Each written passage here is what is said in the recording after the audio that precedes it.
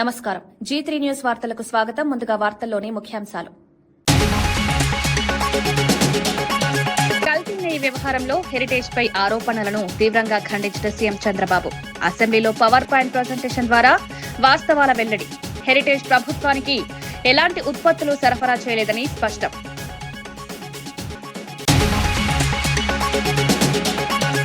కేటీఆర్ వ్యాఖ్యలకు చామల కిరణ్ ఘాటు కౌంటర్. చట్టాలపై పాఠాలు అవసరం లేదన్న ఎంపీ, ఫోన్ ట్యాపింగ్ వివాదం గుర్తు చేసిన చామల, ప్రజలను తప్పుదారి పట్టించొద్దని హెచ్చరిక.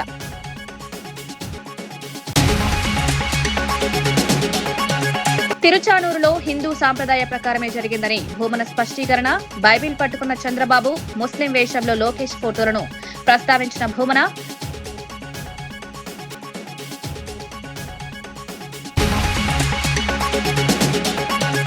ఇందిరమ్మ ఇళ్లలో అవినీతికి తావులేదన్న ఉత్తమ్, అర్హులకే ఇల్లు కేటాయిస్తామన్న హామీ, పారదర్శకంగా ఎంపిక ప్రక్రియ కొనసాగింపు, అక్రమాలపై కఠిన చర్యలు తీసుకుంటామని హెచ్చరిక.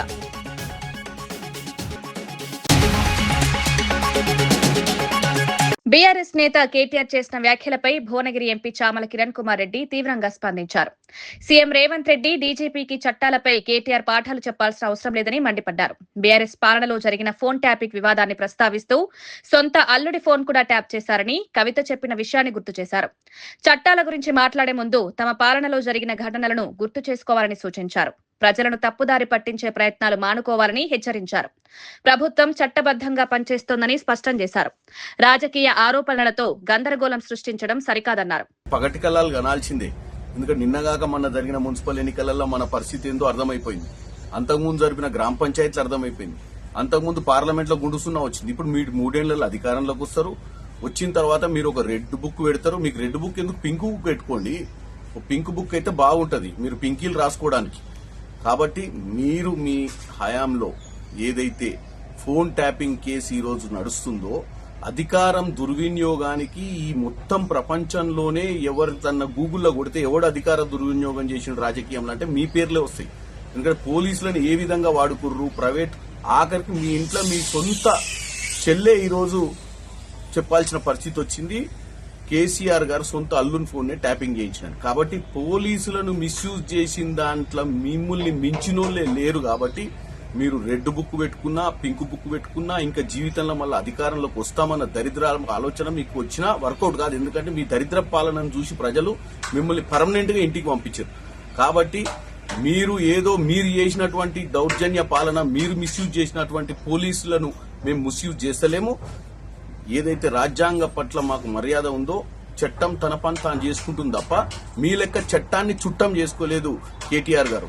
అర్థం చేసుకోండి. తన కూతురు వివాహం హిందూ సాంప్రదాయ ప్రకారం జరిగిందని భూమన కరుణాకర్ రెడ్డి తెలిపారు. తిరుచానూరులో అమ్మవారి సాక్షిగా 30,000 మంది అతిథుల సమక్షంలో పెళ్లి జరిగిందన్నారు. ఈ వేడుకకు బాలకృష్ణ, రామ్మూర్తి నాయుడు కూడా హాజరయ్యారని పేర్కొన్నారు. వివాహంపై వస్తున్న విమర్శలకు ఆయన కౌంటర్ ఇచ్చారు. వ్యక్తిగత విషయాలను రాజకీయంగా వాడుకోవడం సరికాదన్నారు. కుటుంబ వేడుకలను వివాదాలుగా మలచడం తగదని విమర్శించారు. తన కుటుంబ గౌరవాన్ని కాపాడుకోవడం తన బాధ్యత అని స్పష్టం చేశారు. అందులో ప్రధానమైనటువంటి వ్యక్తి మీ వియ్యంకుడైన లోకేష్ గారి మామైన బాలకృష్ణ గారు, నాకు ఆత్మీయుడిగా ఉన్నటువంటి వ్యక్తి. ఆయన వచ్చి నా కూతురు పెళ్లికి అక్షింతలు వేసినారు. అలాగే మీ తమ్ముడు, నా స్నేహితుడు నారా రామ్మూర్తి నాయుడు కూడా ఆ పెళ్లికి వచ్చినారు. ఆ పెళ్లికి ఆనాడున్నటువంటి దాదాపు 13 మంది హైకోర్టు న్యాయమూర్తులు వచ్చినారు. నేను నా కూతురు పెళ్లిని హిందూ సాంప్రదాయం ప్రకారమే చేసినానని ఆ దేవదేవుని సాక్షిగా ప్రమాణం చేస్తున్నా. నా వియ్యంకులు చేసినటువంటి పెళ్లికి నేను నా కూతురు తండ్రిగా హాజరైనాను. ఇక్కడేం దాచుకొని నేను మీలాగా అబద్ధాలు చెప్పేటువంటి మనిషిని కాదు. నా కూతురు పెళ్లి నేను హిందూ సాంప్రదాయం ప్రకారం ఆలయ ప్రధాన అర్చకుడి దగ్గర నుంచి తిరుమల వేద పారాయణదారులందరూ వచ్చి నా కూతురు అల్లుడిని ఆశీర్వదించినారు దేవదేవుని సాక్షిగా. ఆ పెళ్లిలో వేద మంత్రోచ్చారణ మధ్యన నా కూతురి పెళ్లి జరిపినాను. మీరు శాసనసభలో ఆ ఫోటో వేసి నన్ను క్రిస్టియన్గా మీరు చూపిస్తే చంద్రబాబు గారు ఇదిగో మీరు బైబిల్ పట్టుకొని ఉన్నారు. మీరు బైబిల్ పట్టుకున్నారు కాబట్టి నేను క్రిస్టియన్ అంటే, నన్ను క్రిస్టియన్ అంటున్నారు కదా మీరు. మరి మీరు బైబిల్ పట్టుకున్నారు. ఇదిగో ఒకటి కాదు, రెండు కాదు, సాక్ష్యాలు కోకొల్లలుగా ఉన్నాయి. కోకొల్లలు. ఇంతే కూడా కాదు, మీరు అసలు హిందువే కాదు ముస్లిం అంటే ఎట్లా ఉంటుంది? చంద్రబాబు గారు ఈ ఫోటోలను చూసి మరి పవన్ కళ్యాణ్ గారు మూడో భార్య ఓ క్రిస్టియన్ కదా, మరి పవన్ కళ్యాణ్ గారు సనాతన ధర్మ పరిరక్షకుడిని పెద్ద హిందువునని చెప్పుకుంటున్నారే, మరి ఆయన్ను క్రిస్టియన్ అనండి. మరి నన్ను ఎలా అంటారు క్రిస్టియన్ అని?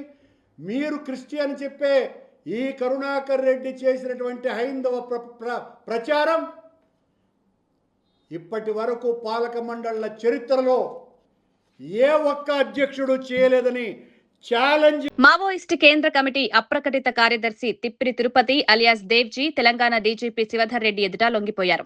అనారోగ్య కారణాల వల్ల రహస్య జీవితం విడిచి జనజీవన స్రవంతిలో కలుస్తున్నట్లు తెలిపారు. కేవలం వ్యక్తిగత జీవితానికే కాకుండా ప్రజా సమస్యలపై చట్టబద్దంగా పోరాడతానన్నారు.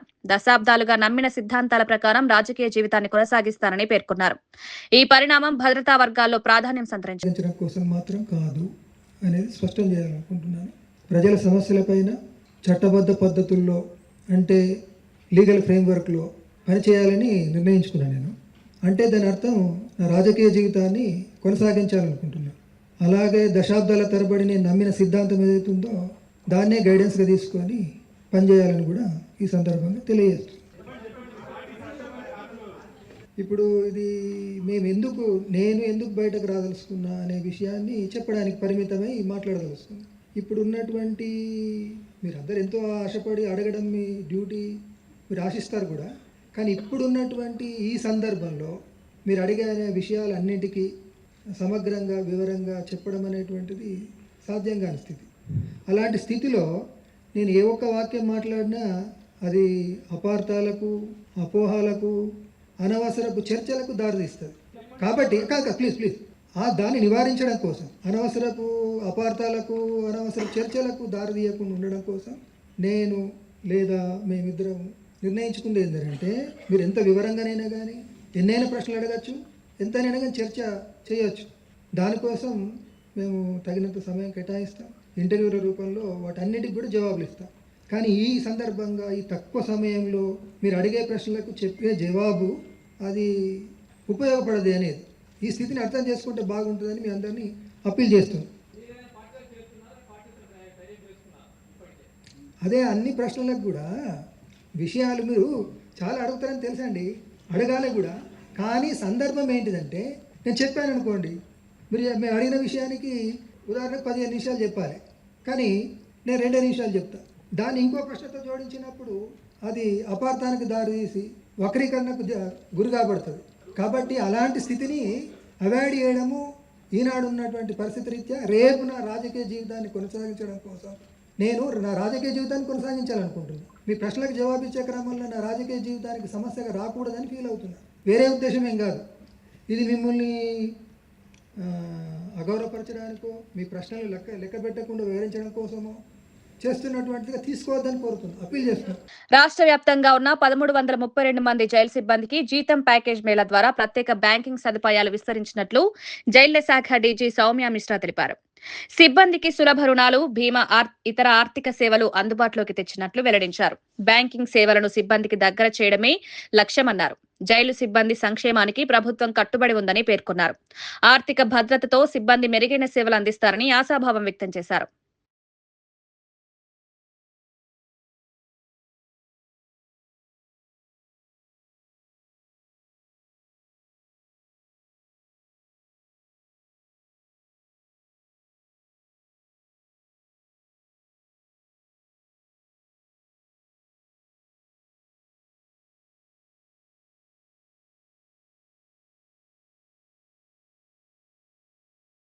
అకౌంట్స్ ఉన్నా సరే అవేర్నెస్ లేకుండే, సో మాక్సిమం ఎంప్లాయీస్ వాళ్ళు సాలరీ అకౌంట్ కి ఈ సాలరీ ప్యాకేజ్ కు కన్వర్ట్ చేయలేదు. సో ఇది అవేర్నెస్ వచ్చిన తర్వాత ఎవ్రీ బ్యాంక్ ఒక లైజన్ ఆఫీసర్ పెట్టి బ్యాంక్ వాళ్ళకు కూడా పిలిపించి వాళ్ళు కూడా కోఆపరేట్ చేశారు. సో దాంట్లో మాకు సాలరీ ప్యాకేజ్ ఇప్పుడు 1332 ఎంప్లాయీస్ కి ప్రెజెంట్ డిపార్ట్మెంట్ లో సాలరీ ప్యాకేజ్ ఇవ్వడం జరిగింది. సో దీంట్లో వాళ్ళకి insurance facilities, health facilities, loan and మిగతా lifestyle privileges plus locker లో కన్సెషన్స్, ఇవి apart from that many other facilities కూడా వస్తుంది. వ్యాప్తంగా సంచలనం సృష్టించిన 547 కోట్ల సైబర్ క్రైమ్ కేసులో ప్రధాన నిందితుడు ఉడతనేని వికాస్ చౌదరిపై ఖమ్మం జిల్లా సత్తుపల్లి పోలీస్ స్టేషన్లో మరో కేసు నమోదైంది. భారీ స్థాయిలో ఆన్లైన్ మోసాలకు పాల్పడినట్లు ఆరోపణలున్నాయి. ఇప్పటికే పలుచోట్ల కేసులు నమోదు కాగా సత్తుపల్లిలో కూడా బాధితుల ఫిర్యాదు మేరకు కొత్త కేసు నమోదై చేశారు. మోసపోయిన వారికి న్యాయం చేయాలని పోలీసులు హామీ ఇచ్చారు. సైబర్ నేరాలపై ప్రజలు అప్రమత్తంగా ఉండాలని సూచించారు.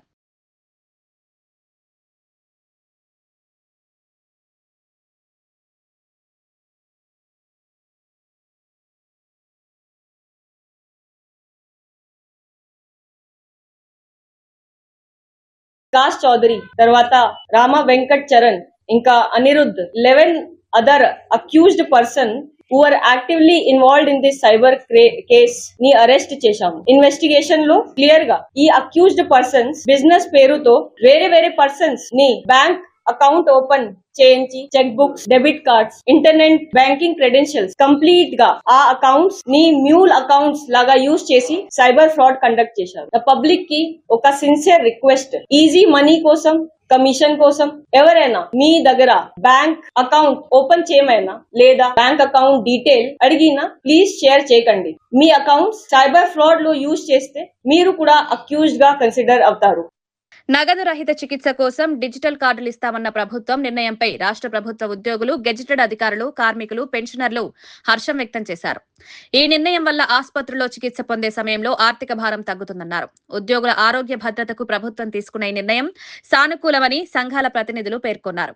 పథకం అమలులో స్పష్టమైన మార్గదర్శకాలు జారీ చేయాలని కోరారు. కుటుంబ సభ్యులకు కూడా వర్తింపజేయడం ఉపశమనం కలిగించిందన్నారు. త్వరితగతిన కార్డులు పంపిణీ చేయాలని విజ్ఞప్తి చేశారు.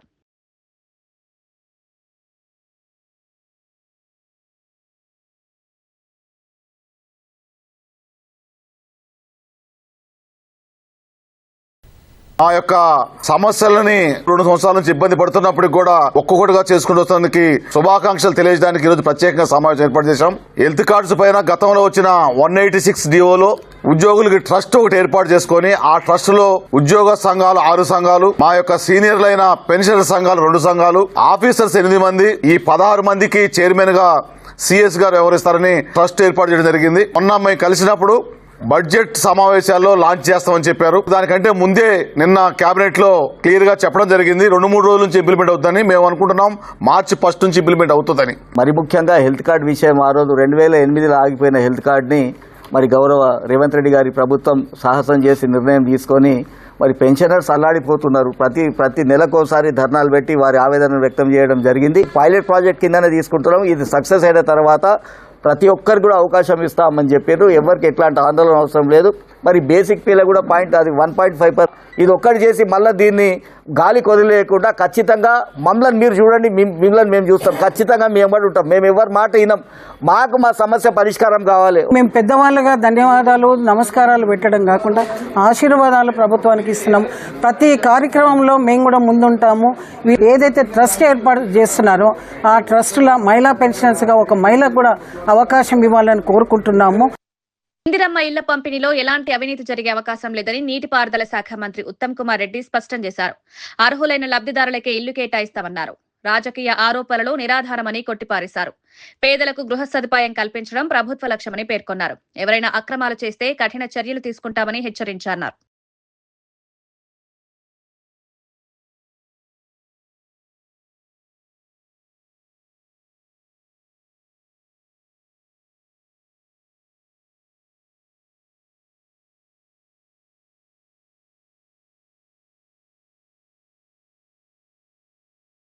మొదటి వారంలో గౌరవ ముఖ్యమంత్రి గారిని ఈ యొక్క హౌసింగ్ కాలనీ ఇనాగ్రేషన్ చేయడానికి ఆహ్వానించబోతున్నాము. ఆహ్వానించే ముందు ఒకసారి నేను చూసి ఆహ్వానించాలనే ఉద్దేశంతో ఈరోజు రావడం జరిగింది. అన్ని పనులని సమీక్ష చేయడం జరిగింది.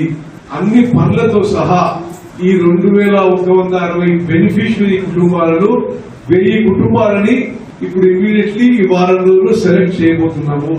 అవినీతి రహితంగా ఈ బెనిఫిషియరీస్ సెలెక్షన్ చేయబోతున్నాము. ప్రజాప్రతినిధులు తప్పనిసరిగా మీ ఇన్పుట్స్, మీ రికమెండేషన్స్ ఇవ్వాలి. విజయవాడ ఇంద్రకీలాద్రి దుర్గా మల్లేశ్వర స్వామి దేవస్థానంలో మార్చి 6 నుంచి 3 రోజుల పాటు కుంభాభిషేక మహోత్సవం నిర్వహించనున్నారు. ఏర్పాట్లపై ఎంపీ కేశినేని శివనాథ్ ఆధ్వర్యంలో జిల్లా కలెక్టర్, పోలీస్ కమిషనర్, దేవస్థానం అధికారులు సమీక్ష సమావేశం నిర్వహించారు. భక్తులకు ఎలాంటి ఇబ్బందులు లేకుండా చర్యలు చేపట్టాలన్నారు. భక్తుల కోసం ప్రత్యేక క్యూ లైన్లు ఏర్పాటు చేశామన్నారు. మహోత్సవం విజయవంతం చేయాలని అధికారులు సంకల్పించారు. ప్రతి 12 సంవత్సరాలకి వస్తుంది కాబట్టి ఎంతో మంది భక్తులు, లక్షలాది మంది భక్తులు దర్శించుకోవడానికి వస్తారు. గత 12 సంవత్సరాల క్రితం పెద్దలు కంచికామ కోటి పీఠాధిపతి జయేంద్ర సరస్వతి గారి చేతుల మీదుగా జరిగిన ఈ ఉత్సవం మళ్లీ ఆయన వారసులైన విజయేంద్ర సరస్వతి గారి చేతుల మీదుగా 6వ తారీఖు ఉదయం 8 గంటలకి హోమం ద్వారా ప్రారంభం కాబోతుంది. లాస్ట్ టైం జరిగిన మన దసరా టైంలో చూసుకుంటే మనకు ఒక్క రోజుకి 2 లక్షల మందిని హ్యాండిల్ చేయగలిగాము. ప్రతి సంవత్సరము పెరుగుతూ ఉంది కాబట్టి ఈసారి రోజుకి 3 లక్షల మందిని కూడా హ్యాండిల్ చేయడానికి జిల్లా యంత్రాంగం సంసిద్ధంగా ఉంది. దీంట్లో ఏమాత్రం డౌట్ పడాల్సిన అవసరం లేదు. దీనికి ప్రభుత్వం నుంచి కూడా ఎప్పటికప్పుడు మనకు కావాల్సిన అన్ని సహకారాలు అందజేస్తున్నారు కాబట్టి ఎప్పటికప్పుడు మన దిశానిర్దేశాలు వస్తున్నాయి కాబట్టి ఈసారి కూడా కుంభాభిషేకాన్ని ఎక్కడ ఇబ్బంది జరుగుతాము. మీరు ట్రెండ్స్ చూస్తే సంవత్సరం కూడా అమ్మవారి దర్శనానికి వచ్చే భక్తుల సంఖ్య భారీగా పెరుగుతూ ఉంది. లాస్ట్ ఇయర్ మీకు అందరూ తెలుసు, మూలా నక్షత్రం రోజున 1,30,000 మంది వస్తే ఈసారి 2,05,000 మంది భక్తులు రావడం జరిగింది. సో ఈ మహాకుంభాభిషేకానికి కూడా ఈ భక్తులు ఎలా వస్తారనేది అంచనా వేయాల్సిన అవసరం ఉంది. సో దానికి మనము లాస్ట్ శరన్నవరాత్రి ఉత్సవాల సందర్భంగా ఎటువంటి చర్యలు తీసుకున్నామో అవన్నీ ఒకసారి సమీక్షించుకొని తద్వారా మనము ముందుకెళ్లాల్సిన అవసరం ఉంది. ఢిల్లీలో జరిగిన ఏఐ సదస్సు వద్ద కాంగ్రెస్ నాయకుల ప్రవర్తనకు నిరసనగా బీజేపీ మహిళా మోర్చా ఆధ్వర్యంలో విజయవాడలో ర్యాలీ నిర్వహించారు. నాయకులు కాంగ్రెస్ పై తీవ్ర విమర్శలు గుప్పించారు. మహిళా గౌరవాన్ని కించపరిచే చర్యలను ఖండించారు. ప్రజాస్వామ్యంలో బాధ్యతాయుత ప్రవర్తన అవసరమన్నారు. సంఘటనపై పూర్తి వివరాలు బయటపెట్టాలని డిమాండ్ చేశారు. ర్యాలీలో పెద్ద సంఖ్యలో మహిళలు పాల్గొన్నారు.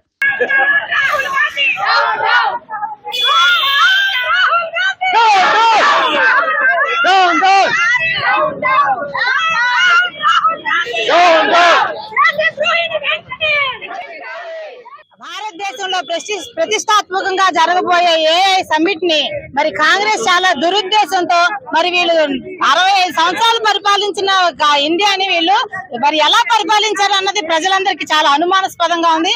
మరి ఏఐ సమ్మిట్ అనేది భారతదేశ అభివృద్ధి కోసం, లేటెస్ట్ టెక్నాలజీ కోసం భారతదేశానికి ఎంతో మంది ఎన్నో దేశాల నుంచి వచ్చి మరి మా మోడీ గారి చేస్తున్న సమయంలో వచ్చి ఇలాగా అర్ధనగ్ధంగా అధికార దొంగతనంగా వాళ్ళకి అర్హత లేని వాళ్ళు, రావటానికి అనుమతి లేని వాళ్ళు ఈ ఏఐ సమ్మిట్ ని అడ్డుకుంటూ అర్ధనగ్ధంగా ఉన్నారు. హెరిటేజ్ ఇందాపూర్ అంశంపై సీఎం చంద్రబాబు స్పందించారు. ఇందాపూర్ డైరీ అనేక సంస్థలకు కో మ్యానుఫ్యాక్చరింగ్ చేస్తుందని వివరించారు. హెరిటేజ్ సంస్థ ఎప్పుడూ తప్పుడు పనులకు పాల్పడదని స్పష్టం చేశారు. ప్రజల్లో అపోహలు, నాణ్యతా ప్రమాణాలు కట్టుదిట్టంగా పాటిస్తామని తెలిపారు. ప్రజల్లో అపోహలు సృష్టించవద్దని కోరారు. పారదర్శకతతో వ్యాపారం కొనసాగుతుందన్నారు.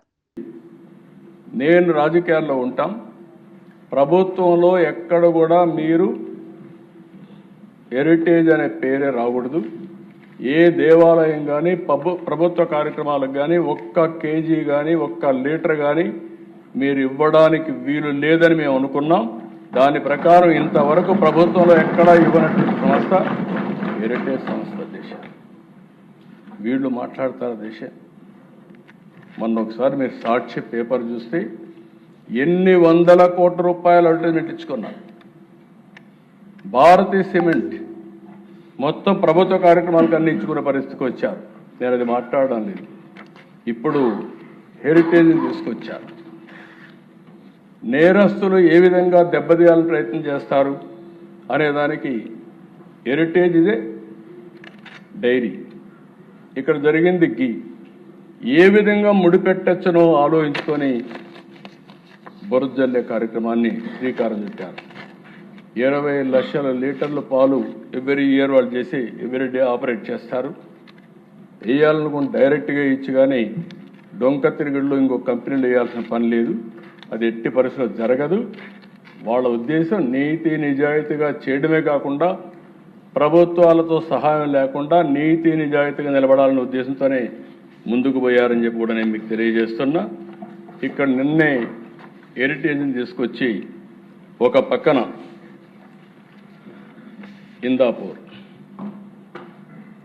ఇందాపూర్ డైరీలో హెరిటేజీ గీని ఇండైరెక్ట్గా వాళ్ళు ఇక్కడ ఇస్తున్నారు. ఇందాపూర్ డైరీకి హెరిటేజ్కి గీలో సంబంధం లేదు. ఈ కంపెనీ అధ్యక్ష పూణే దగ్గర ఉంటారు. వాళ్ళు అవుట్ సోర్సింగ్ కో ప్యాకింగ్ కో మ్యానుఫ్యాక్చరింగ్ చేస్తారు.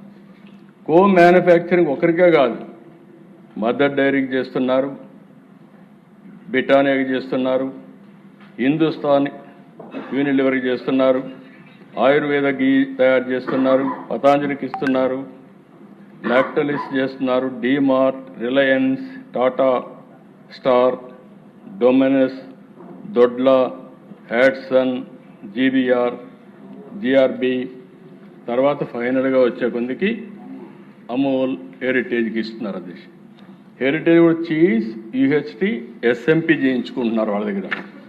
అది కూడా కో మ్యానుఫ్యాక్చరింగ్. అలాంటిది అన్ని దిక్కల్లో వీళ్ళు చేసుకుంటారు అధ్యక్ష. దానికి తీసుకొచ్చి 4 రోజులు కడాన 5 మంది ఎవరికి అయ్యారు. రాజమండ్రిలో కల్తీ పాలు దాగా 5 మంది చనిపోతే అది కూడా చర్చించకుండా హౌస్ను స్టాల్ చేస్తే బాధ్యత కలిగిన ప్రభుత్వంగా ఈ హౌస్లో కౌన్సిల్లో ఆ స్టేట్మెంట్ ఇచ్చింది ఎన్డీఏ ప్రభుత్వం. రెండో అధ్యక్ష, ఇంకొక పక్కన మీరు చూస్తే బోలే బాబా మిల్క్ ఫుడ్ ఇండస్ట్రీ, ఒకటి ఆర్గానిక్, ఒకటి మిల్క్ ఫుడ్ ఇండస్ట్రీ. వీళ్ళు కావాలని చెప్పి 2 కన్ఫ్యూజ్ చేసి బోలే బాబా మిల్క్ ఫుడ్లో వీళ్ళు పౌడర్ తీసుకుంటే దాన్ని కావాలని చెప్పి మాట్లాడితే వాళ్ళు we have never supplied ghee to TTD or any other temple in India అని కండెమ్ చేసి హెరిటేజ్తో ఉండే రిలేషన్ కూడా చాలా స్పష్టంగా చెప్తే అప్పటికి కూడా ఆపకపోతే దశ ఓసారి కంపెనీలు ఎట్లుంటాయంటే ఢిల్లీ హైకోర్టుకు పోతే ఢిల్లీ హైకోర్టు మొత్తం రికార్డు చూసి ఇమ్మీడియట్గా డైరెక్షన్ ఇచ్చారు. సాక్షికి, న్యూస్ పేపర్ సాక్షికి, టీవీకి అందరికి ఇచ్చి ఎట్టి పరిస్థితుల్లో మీరు ఇవన్నీ పబ్లిసైజ్ చేయడానికి వీలు లేదని చాలా స్పష్టంగా ఆదేశాలు ఇస్తే ఇప్పుడు తిరిగి దొడ్డిదారిన కౌన్సిల్కి వచ్చి చెప్తున్నారు. నేను ఒకటే చెప్తున్నా, హెరిటేజ్ ఎప్పుడు కూడా అలాంటి తప్పుడు పనులు చెయ్యం, చాలా స్పష్టంగా చెప్తున్నా. అందులో కూడా దేవుని సమస్య దగ్గర చీటింగ్ చేసే పరిస్థితి, తప్పులు చేసే పరిస్థితి ఉండదని చెప్పి కూడా నేను మీకు తెలియజేస్తున్నా. మీరు చేసిన తప్పుని తప్పించుకోవడానికి నాటకాలు ఆపండి, పవిత్రతను కాపాడండి, దేవాలయాల జోలికి రావద్దండి, హిందూ మనోభావాల్ని దెబ్బతీయద్దండి. మీరు డిఫరెంట్ ఆలోచనలు ఉండొచ్చు కానీ ఆ ఆలోచనలన్నీ ఇక్కడ జరగవు. ఆ విషయం మీరు గుర్తుపెట్టుకోవాల్సిందిగా మరొకసారి కోరుతున్నా. వాస్తవంగా అధ్యక్ష, నేను మొదటి రోజున మీరు చూసుంటారు, ఆ రోజు రిపోర్ట్ వచ్చినప్పుడు యాక్షన్ తీసుకోవాలనుకున్నాం. కార్మిక సంఘాల గుర్తింపు, విలీనం అంశాలు ప్రభుత్వ పరిశీలనలో ఉన్నాయని మంత్రి పొన్నం ప్రభాకర్ తెలిపారు. ఏ సమస్య అయినా చర్చల ద్వారా పరిష్కరించుకుందామని పిలుపునిచ్చారు. ప్రేరేపిత ఆందోళనలతో సంస్థను ఇబ్బంది పెట్టొద్దని సూచించారు. ఉద్యోగుల ప్రయోజనాలను దృష్టిలో ఉంచుకుని నిర్ణయాలు తీసుకుంటామని హామీ ఇచ్చారు. పరస్పర చర్యలతో ముందుకు సాగాలని కోరారు. ప్రభుత్వానికి సహకరించాలని సంఘాలకు విజ్ఞప్తి చేశారు. ఏ ప్రాంతమైనా నేను డీజీపీ గారితో కూడా మాట్లాడినా ఆ అంశం మీద కఠినంగా స్పందించి చర్యలు తీసుకోమని చెప్పి కోరుతూ, కుటుంబానికి అండగా ఈ రాష్ట్ర ప్రభుత్వం ఉంటుంది. ముఖ్యమంత్రి గారు కూడా నిన్న చెప్పినారు, ఎక్కడ కూడా ఇబ్బంది పడేటువంటి పరిస్థితి రాకుండా మీకు అన్ని రకాలుగా న్యాయం చేసేటువంటి విధంగా ప్రభుత్వ చర్యలు ఉంటాయని మనం చేస్తాం. ఆర్టీసీ కార్మికులు, నా కుటుంబ సభ్యులు ఈ ప్రభుత్వ భాగస్వామ్యులు. ఆర్టీసీ విలీనము, కార్మిక సంఘాలకు సంబంధించిన గుర్తింపు అనే అంశాలు ప్రభుత్వంలో పరిశీలనలో ఉన్నాయి. మిగతా అన్ని అంశాలను ఆర్టీసీ ఆర్థిక పరిస్థితి దృష్ట్యా ఒకటి నెరవేర్చుకుంటూ వస్తా ఉన్నాం. నేను ఆర్టీసీ కుటుంబ సభ్యులందరికీ విజ్ఞప్తి చేస్తా ఉన్నా, నేను మీ మంత్రిగా, మీ కుటుంబ సభ్యుడిగా, మీ తెలంగాణ ఉద్యమ భాగస్వామిగా ఏ సమస్యలైనా చర్చించి పరిష్కరించుకునే దిశలో మనం మాట్లాడుకుందాం. దయచేసి ఇటువంటి ఆందోళనలు, కొంత ప్రేరేపితమైనటువంటి ప్రొటెస్టులు జరగకుండా సంస్థను కాపాడుకుంటూ ప్రయాణికులకు సౌకర్యం కలిగిస్తూ సంస్థ పురోగతికి, కార్మికుల సంక్షేమానికి కృషి చేద్దాం. నేను మీతో కలిసిన్నా. నేను కూడా ఒక విద్యార్థి నాయకుడిగా, కార్మికుల సమస్యల పట్ల అవగాహన కలిగిన వ్యక్తిగా మీకు మరొకసారి విశ్వాసాన్ని ఇస్తా ఉన్నా. నా డోర్స్ ఎల్లవేళలా మీ కుటుంబ పెద్దగా నేను నా యొక్క బాధ్యత నిర్వహిస్తాననే మాట మా ప్రభుత్వం గౌరవ ముఖ్యమంత్రి గారు కూడా స్పష్టంగా మీకు ఈ మాట చెప్పమన్నారు. నేను ఈ సందర్భంగా తప్పకుండా తెలంగాణ ప్రజాపాలన ప్రభుత్వం. వార్తలు ముగించే ముందు ముఖ్యాంశాలు మరోసారి. కల్తీ నెయ్యి వ్యవహారంలో హెరిటేజ్ పై ఆరోపణలను తీవ్రంగా ఖండించిన సీఎం చంద్రబాబు. అసెంబ్లీలో పవర్ పాయింట్ ప్రజెంటేషన్ ద్వారా వాస్తవాల వెల్లడి. హెరిటేజ్ ప్రభుత్వానికి ఎలాంటి ఉత్పత్తులు సరఫరా చేయలేదని స్పష్టం.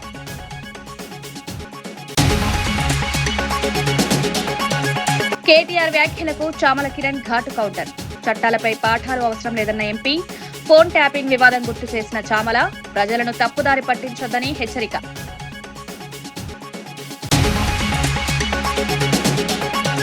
తిరుచానూరులో హిందూ సాంప్రదాయ ప్రకారమే జరిగిందని భూమన స్పష్టీకరణ. బైబిల్ పట్టుకున్న చంద్రబాబు, ముస్లిం వేషంలో లోకేష్ ఫోటోలను ప్రస్తావించిన భూమన.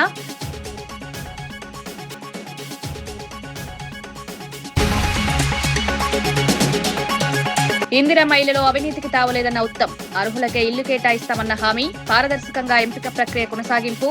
అక్రమాలపై కఠిన చర్యలు తీసుకుంటామని హెచ్చరిక.